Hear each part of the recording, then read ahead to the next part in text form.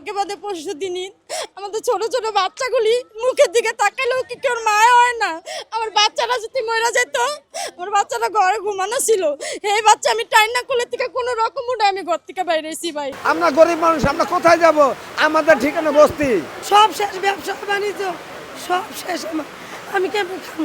আমাকে কিভাবে চোখের পানি ছাড়া আর কিছু নাই। উপরে লাগছে যদি আমাকে দিয়ে আমাদের এখানে পরিকল্পিতভাবে আগুনটা লাগানো হয়েছে। 3 দিন আগে আমাদের এখানে ভেঙে দিয়ে গেছে সরকার। যে না বলে যে না, যে 3 দিন আগে ভেঙে দিয়ে গেছে সরকারে, বলছে যে কিনলেকে আপনারা যেন বস্তিবাসী হয়ে আছেন, কিনলেকে সরকারি জায়গায় বসবাস করতেছেন। আমরা গরিব মানুষ, আমরা কোথায় যাব? আমাদের ঠিকানা বস্তি, আমাদের ঠিকানা বস্তি। তাই এখন আমাদের ভেঙে দেবো বা পুড়িয়ে দিব, কিন্তু আমাদের একটু সময় দিতে হবে। ঈদের সামনে করা ছেলে মেয়ে নিয়ে আমরা কোথায় যাব?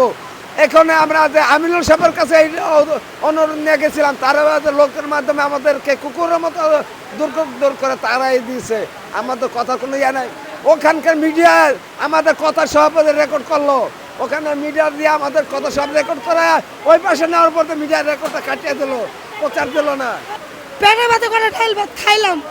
আল্লাহ মানুষজন বানাইছে, খাদ্য ছাড়া রাখবো না।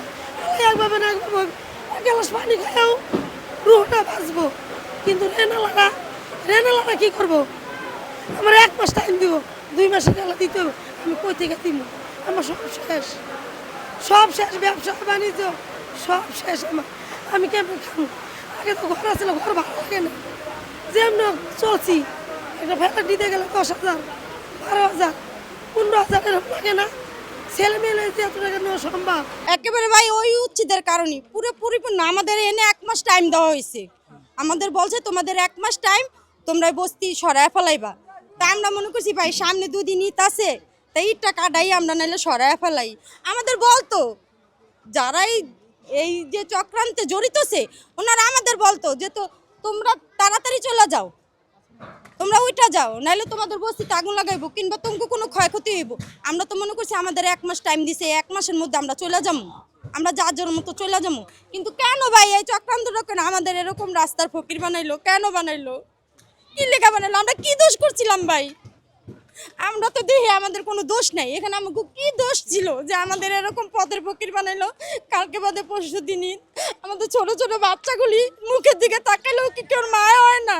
আমার বাচ্চারা যদি মরে যেত, আমার বাচ্চারা ঘরে ঘুমানো ছিল, এই বাচ্চা আমি টাইনা কোলে থেকে কোনো রকম উঠে আমি ঘর থেকে বাইরে এসেছি ভাই। আমি এখন কি করবো ভাই? আমার একটাই আমরা ভাষা নাই ভাই, বলার কিছু নাই ভাই। আমার ভাষা আসতেছে না মুখের থেকে যে এতগুলি মানুষ কি করবো, এই অসহায় মানুষগুলি কি করব, এই জায়গায় কি করবো? ওনাদের তো মাথা জোগার কোনো ঠাই রাখে নাই ভাই।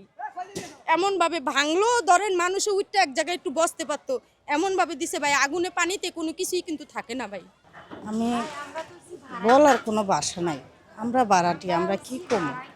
আমরা ভাই গরিব মানুষ, চলার মতো চলে খাওয়ার মতো যা আমাদের দরকার তা তো আমাদের ছিল।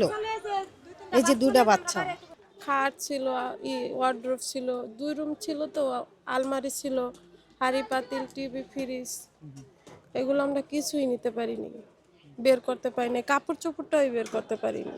বাচ্চার বই খাতা, অনেক প্রয়োজনীয় জিনিসপত্র, ওগুলো সব পুড়ে গেছে।